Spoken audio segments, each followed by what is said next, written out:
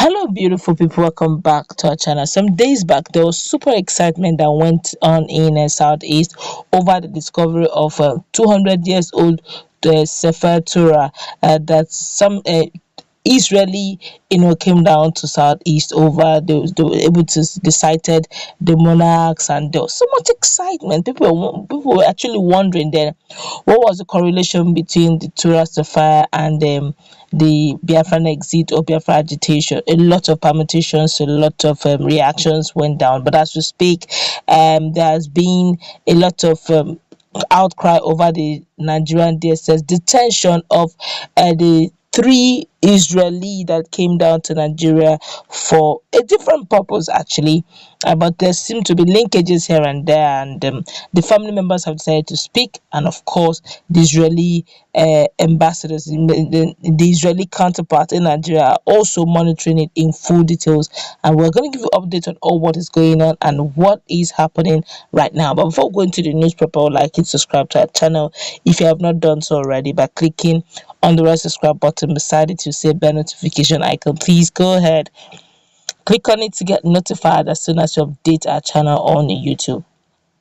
While the families of the three Israeli filmmakers, actually the filmmakers, arrested by the DSS in Nigeria last week, have spoken about their mission in Nigeria.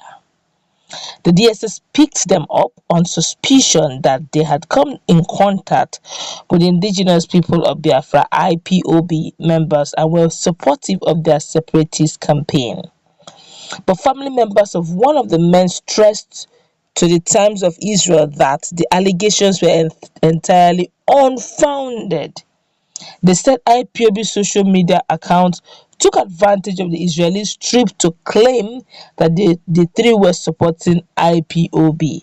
The Times said the Israeli embassy in Abuja is following the case closely and is in contact with Nigerian authorities, citing the foreign ministry.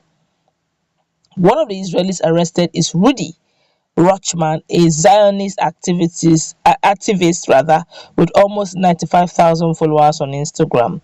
Making the flight with him were filmmaker Noam Limbam and French-Israeli journalist E. David Banayam. The Israelis were in Nigeria to film "We Were Never Lost," a documentary exploring Jewish communities in Africa, countries such as Kenya, Madagascar, Uganda, and Nigeria. They took off from Ben Gurion Airport on July 5th and landed in Nigeria the next day. The crew was detained at synagogue during Friday night services in the Igbo village of Ugudi by the DSS and taken to Abuja. The filmmakers were aware of the political sensitivities surrounding the filming of Igbo community, the family members said. Last Thursday, "We Were Never Lost" page stressed, "We do not take any position on political movement, as we were not here as politicians, nor as a part of any governmental delegations." The group met last week with group leader Eze Chukwuemeka Eri and presented him with a framed Sheveti made in Jerusalem.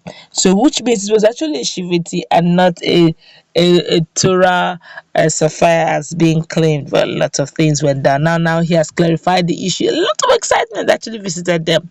A lot of people were saying, finally, that Mazen Kanu said, when the Torah comes in, that means Biafra actualization has come. I don't know how spiritual that is, but definitely these guys have come to clear the air. Say, look, we are not activists, all right? We did not come on the premises of Israeli government. We are only artists, filmmakers, and wanted to shoot a documentary that has the title "Never Lost" or something that has to do with the fact that they have their heritages, they have their lineages, their DNAs in some part of Africa. Madagascar is one of them.